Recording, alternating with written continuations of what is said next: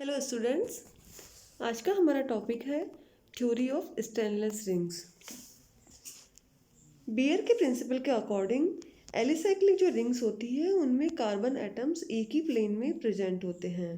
इसका मतलब होता है कि जो एलिसाइक्लिक रिंग्स होती है या साइक्लो एल्केन्स होती है उनकी जो रिंग होती है वो कोप्लेनर होती है। और जो ये रिंग्स होती है इनका जो स्टेबिलिटी होती है वो एंगुलर स्ट्रेन के डायरेक्टली प्रोपोर्शनल होती है। तो यहाँ पे रिंग में यदि 6 या 6 से अधिक कार्बन एटम्स हो तो उस स्थिति में ये जो एंगुलर स्ट्रेन है उसकी वैल्यू बढ़ जाती है और उस स्थिति में जो रिंग है उसमें एंगुलर स्ट्रेन ज़्यादा हो जाता है, जिससे कि उनकी स्टेबिलिटी जो होती है वो डिक्रीज हो जाती है। तो इस बेयर स्ट्रेन थ्योरी के अकॉर्डिंग जो बड़ी रिंग वाले कंपाउंड्स होते हैं उनका एक तरह से अस्तित्व नहीं होता है, क्योंकि उनको बनाना उस स्थिति में बहुत ही कठिन हो जाता है। साइक्लो एल्केन्स की जो पर CH2 दहन ऊष्मा के जो हमने स्टडी की थी पिछले वीडियो लेक्चर में, उसके अकॉर्डिंग जो 6 मेंबर्ड रिंग्स होती है वो सबसे ज़्यादा स्टेबल होती है। और जैसे जैसे रिंग में कार्बन एटम्स की संख्या इंक्रीज होती है तो उनकी जो स्टेबिलिटी है वो उसकी जो वैल्यू है वो उनमें बहुत ज़्यादा कमी नहीं आती है। और जो 15 कार्बन एटम वाली जो रिंग होती है उसमें पर CH2 दहन ऊष्मा साइक्लोहेक्सेन की पर CH2 दहन ऊष्मा के समान ही होती है। इससे कंक्लूजन निकलता है कि जो लॉन्ग रिंग वाले बड़ी रिंग वाले जो यौगिक होते हैं वो ज़्यादा स्टेबल होते हैं। लेकिन ये कब संभव है? जबकि रिंग में किसी तरह का स्ट्रेन प्रेजेंट नहीं हो। या हम कह सकते हैं कि रिंग के सारे कार्बन एटम्स के बीच में CC बॉन्ड एंगल में जो 109 डिग्री 28 मिनट से जो रेविएशन होता है वो ज़्यादा नहीं हो।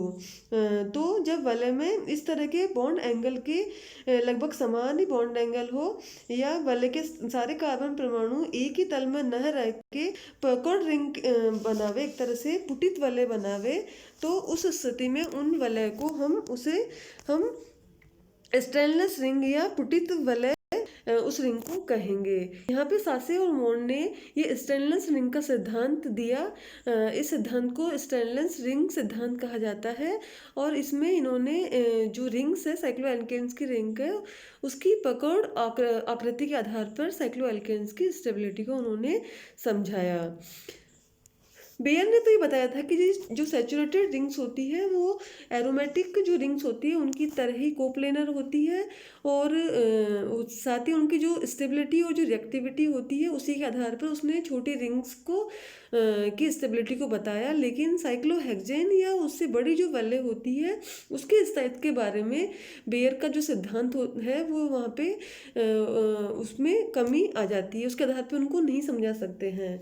तो यहाँ पे बड़ी जो रिंग्स है उनके स्थायित्व को समझाने के लिए साशे नामक वैज्ञानिक ने 1890 में ये बताया कि जो वे वलय जिनमें कि 6 या उससे अधिक कार्बन एटम्स प्रेजेंट हो वो कोप्लेनर नहीं होती है, बल्कि वो कैसी होती है, झुर्री नुमा सिकड़ी हुई एक तरह से पुकड़ या पुटित संरचनाएं होती है। और इस स्टेट में सारे जो कार्बन एटम्स होते हैं वो एक ही प्लेन में नहीं होते हैं, उनका जो बॉन्ड एंगल होता है नॉर्मल बॉन्ड एंगल वो बना रहता है, उनमें किसी तरह का स्ट्रेन उत्पन्न नहीं होता है। इस कारण से ये जो रिंग्स होती है वो स्टेबल होती है। ये जो रिंग्स होती है ये स्टेनलेस रिंग्स कहलाती है। और इस प्रकार से सांसे के इस सिद्धांत के आधार पर साइक्लोहेक्सेन को यहाँ पे दो तरह की स्टेनलेस रिंग में होना चाहिए, एक है बोट फॉर्म और दूसरी है चेयर फॉर्म। 1918 में मोर ने इस सिद्धांत को आगे बढ़ाते हुए साइक्लोहेक्सेन के बारे में ये बताया कि साइक्लोहेक्सेन में जो चेयर फॉर्म होती है वो बोट फॉर्म की तुलना में ज़्यादा स्टेबल होती है। मतलब ये फॉर्म जो होती है वो उसकी स्टेबिलिटी ज़्यादा होती है और साइक्लोहेक्सेन जो होती है वो अधिकतर चेयर फॉर्म में ही रहती है। और मोर ने इस सिद्धांत के आधार पर ही डैकालीन जो कि एक तरह से फ्यूज्ड रिंग सिस्टम होता है उन पर भी इन सिद्धांत को लागू किया। साइक्लोहेक्सेन की ये जो दो फॉर्म होती है, इसके बारे में हमने पहले भी डिस्कस किया है स्टीरियोकेमिस्ट्री वाले चैप्टर में, कि ये साइक्लोहेक्सेन की जो दो फॉर्म होती है इनको हम कहते हैं कन्फॉर्मेशंस, जो कि कार्बन कार्बन एकल बॉन्ड के रोटेशन के द्वारा उत्पन्न होती है। जैसे कि एथेन का जो स्टेगर्ड और एक्लिप्स कन्फॉर्मेशन होता है, उसी तरह से साइक्लोहेक्सेन में बोट और चेयर फॉर्म भी कार्बन कार्बन एकल बॉन्ड के रोटेशन के फलस्वरूप एक दूसरे में चेंज इंटर कन्वर्ट होती रहती है। इन्हें कन्फॉर्मेशंस कहा जाता है। और इनमें से जो चेयर फॉर्म होती है वो एक तरह से रिजिड फॉर्म होती है और वो किसी भी तरह का उसमें स्ट्रैंड नहीं होता है। ठीक है, यहाँ पे दोनों ही फॉर्म होती है, उनमें किसी तरह का स्ट्रैंड नहीं है, स्ट्रैंडलेस है, दोनों में किसी भी तरह से उनके बॉन्ड एंगल में किसी तरह का स्ट्रैंड उत्पन्न नहीं हो रहा है, टॉर्जन उत्पन्न नहीं हो रहा है।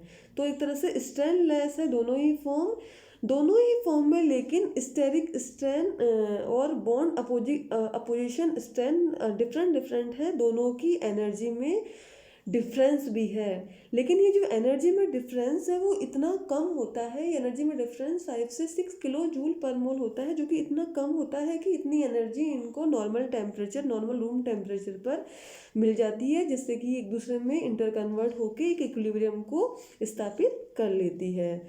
तो यहाँ पे नॉर्मल रूम टेम्परेचर पर यदि साइक्लोहेक्सेन का हम NMR स्पेक्ट्रा ले, तो उस स्थिति में हमें एक सिंगलेट वहाँ पे प्राप्त होगा, एक शार्प पीक वहाँ पे उसके स्पेक्ट्रा में प्राप्त होगी। जबकि यदि हम 0 डिग्री सेंटीग्रेड से कम टेम्परेचर पर साइक्लोहेक्सेन का NMR स्पेक्ट्रा ले, तो हमें यहाँ पे 2 पीक्स के रूप में वहाँ पे उसका स्पेक्ट्रा प्राप्त होता है। साइक्लोहेक्सेन का यदि रूम टेम्परेचर पर स्पेक्ट्रा ले तो इस तरह से एक शार्प पीक के रूप में एक स्पेक्ट्रा प्राप्त होगा। लेकिन अगर इसका स्पेक्ट्रा हम 0 डिग्री या उससे कम टेम्परेचर पे ले, तो इस तरह से 2 पीक्स के रूप में स्पेक्ट्रा उसका प्राप्त होता है। इसका कारण ये है कि जो नॉर्मल टेम्परेचर है उसमें क्या होता है, जो चेयर और बॉन्ड फॉर्म होती है वो एक दूसरे में इंटर कन्वर्ट हो जाती है, और इंटर कन्वर्ट होने के कारण उसके जो प्रोटॉन्स है, कार्बन एटम से अटैच जो प्रोटॉन है, वो सारे इक्वल हो जाते हैं। इस कारण से हमें एक ही सिग्नल प्राप्त होता है। यहाँ पे ये साइक्लोहेक्सेन की यहाँ पे बहुत सारी फॉर्म्स है, उनकी जो पोटेंशियल एनर्जी है उनके बारे में बताया गया है, इस एनर्जी लेवल डायग्राम से उसको बताया गया है। अगर कम टेम्परेचर पर उसका स्पेक्ट्रा ले, तो उस स्थिति में यहाँ पे चेयर और बॉन्ड फॉर्म दोनों वहाँ पे दिखाई देंगे। इस कारण से हमें 2 पीक्स के रूप में वहाँ पे स्पेक्ट्रा मिलता है, क्योंकि 0 डिग्री सेंटीग्रेड पर इस कंपाउंड को इतनी एनर्जी नहीं मिल पाती है एटमॉस्फेयर से, जो कि उनकी एक फॉर्म को दूसरी फॉर्म में इंटर कन्वर्ट कर सके, एनर्जी बैरियर को पार कर सके। तो 2 तरह के प्रोटॉन्स वहाँ पे दिखाई देंगे। तो NMR स्पेक्ट्रा में 2 तरह के हमें सिग्नल प्राप्त होंगे। यहाँ पे ये जो डायग्राम हमने देखा, इस डायग्राम से हमें पता चलता है कि यहाँ पे इस डायग्राम के अकॉर्डिंग जो चेयर फॉर्म होती है, यहाँ पे इसकी चेयर जो फॉर्म है वो ज़्यादा स्टेबल है, और जो बोट फॉर्म होती है वो अनस्टेबल होती है। और इस कारण से ही इसको हम एक तरह से एथेन के जो कन्फॉर्मेशंस है उनसे इनकी हम तुलना कर सकते हैं।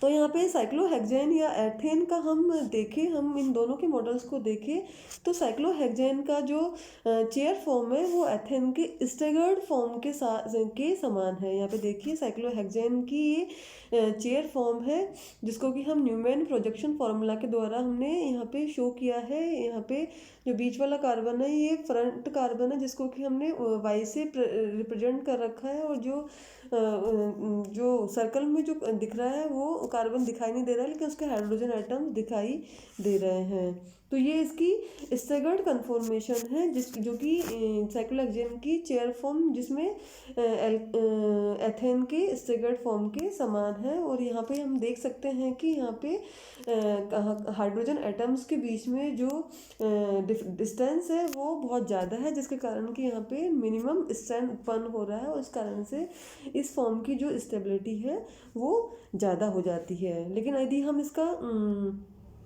इसकी बॉड फॉर्म को देखें तो बॉड फॉर्म की तुलना हम एथेन के एक्लिप्स जो कन्फॉर्मेशन से कर सकते हैं। और इसमें देखते हैं दोनों ही हाइड्रोजन परमाणुओं के बीच में देखिए यहाँ पे जो डिस्टेंस है वो कम हो जाता है, तो इस कारण से जो इनमें है वो एक तरह से रिपल्शन होने लगता है। रिपल्शन इन हाइड्रोजन के बीच में रिपल्शन होने लगता है। इन हाइड्रोजन्स को फ्लैगपोल हाइड्रोजन्स कहा जाता है।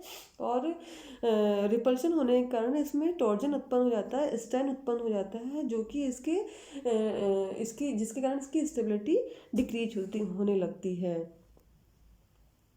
अब हम बात करते हैं डेकालिन्स की। डेकालिन जो कि साइक्लोएल्केन्स का एक क्लोज सिस्टम होता है। ये भी दो तरह की होती है, सिस एंड ट्रांस। और हकल ने 1925 में दो तरह की डेकालिन्स को प्राप्त किया था। मोन ने इन स्टेनलेस रिंग के सिद्धांत को डेकालिन्स पर लागू करके बताया कि जो चेयर और बोट कन्फॉर्मेशंस के संयोजन से ये डेकालिन्स बनती है, उनमें जो ट्रांस और सिस जो नॉमेनक्लेचर के अकॉर्डिंग उनको नाम दिया। और मोन ने सिस डेकालिन एंड ट्रांस डेकालिन की जो स्ट्रक्चर्स बताई वो इस तरह की बताई।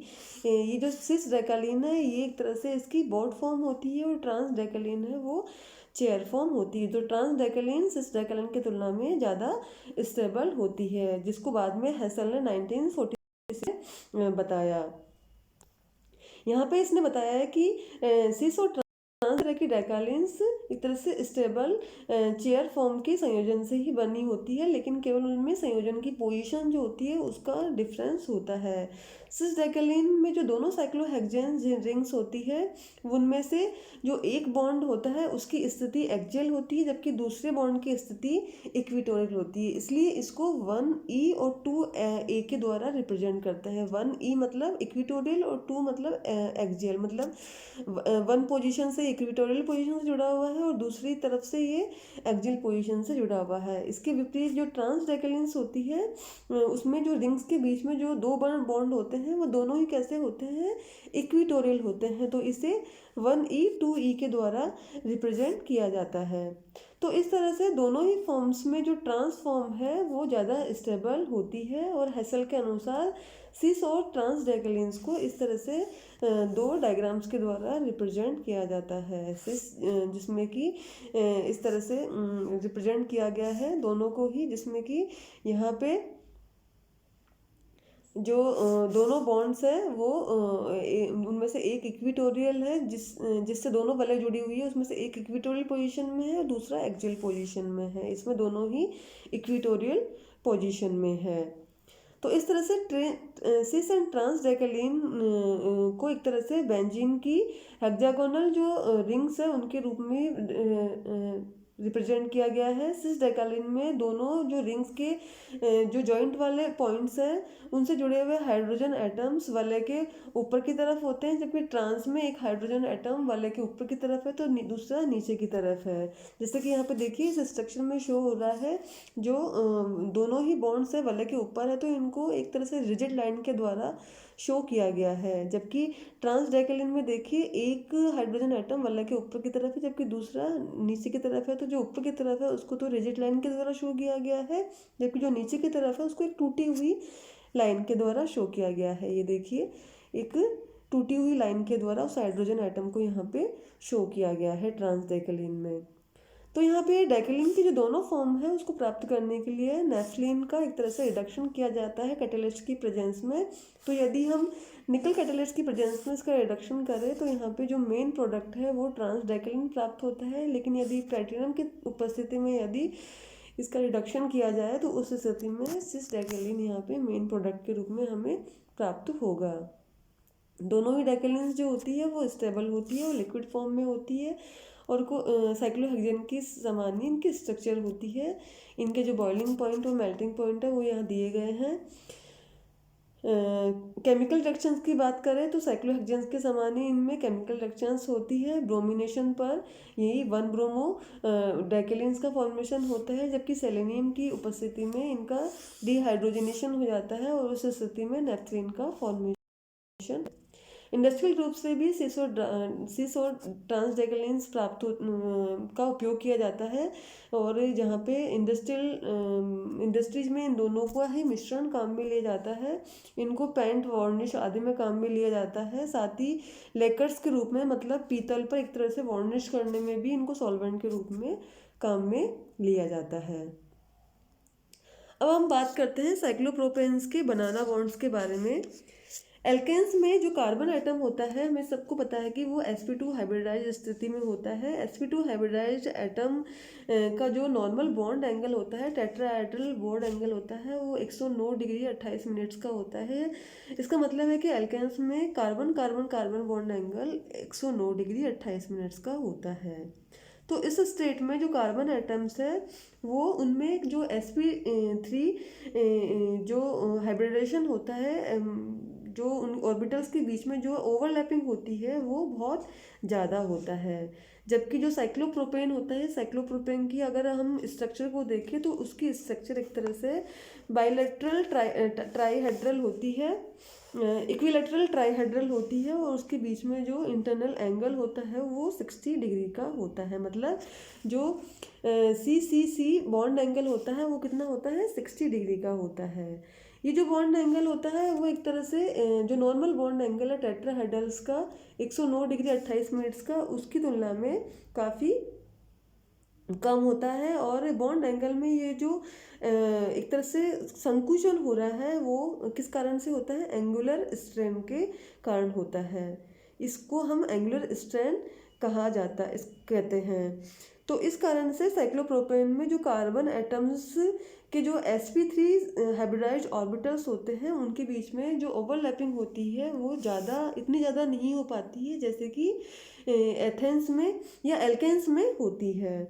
तो एल्केनों में इस कारण से कम ओवरलैपिंग के कारण जो साइक्लोप्रोपेन्स होती है वो अनस्टेबल हो जाती है, और इस कारण से साइक्लोप्रोपेन्स के जो बॉन्ड्स होते हैं उनको हम झुके हुए बॉन्ड्स या बनाना बॉन्ड्स कहा जाता है। जिसमें ये डायग्राम देखिए, इन डायग्राम्स में भी ये जो कार्बन एटम्स है, इनके बीच इनके जो sp2 हाइब्रिडाइज्ड ऑर्बिटल्स है, इनके बीच की ओवरलैपिंग को दिखाया गया है। ये ओवरलैपिंग क्या हो रही है, बहुत कम ओवरलैपिंग हो रही है, और इनके द्वारा एक तरह से बनाना बॉन्ड्स का फॉर्मेशन हो रहा है, जो कि इनकी रिंग्स की स्टेबिलिटी में जो कमी है उसको एक तरह से शो कर रहा है।